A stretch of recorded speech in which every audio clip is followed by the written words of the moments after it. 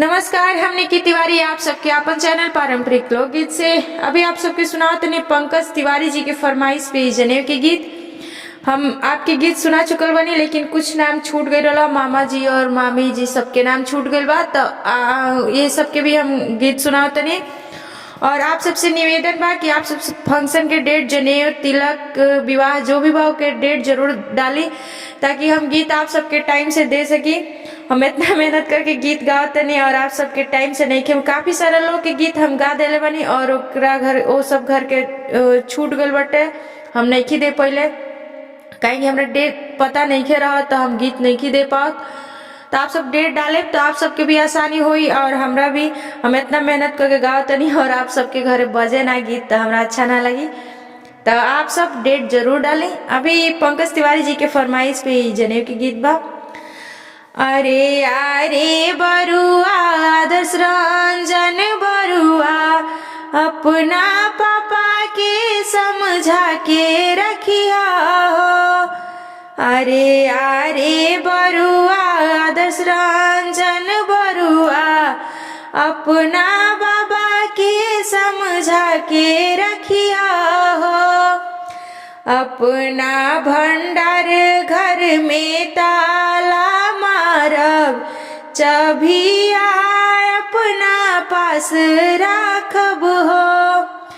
अपना भंडार घर में ताला मारब, चबिया अपना पास राखब हो। सुनतन की आइले बालाजी मामा, तो हर सब पुड़िया खा जाइब हो। सुनतन की आइले राजन मामा, तो हर सब पुड़िया खा जाइब हो। सुनतन की आइले सोनू मामा, तो हर सब चिउरा खा जाइब हो। कुछ पुड़िया खाइब कुछ छुपाइब, तो हर जगिया खराब करब हो।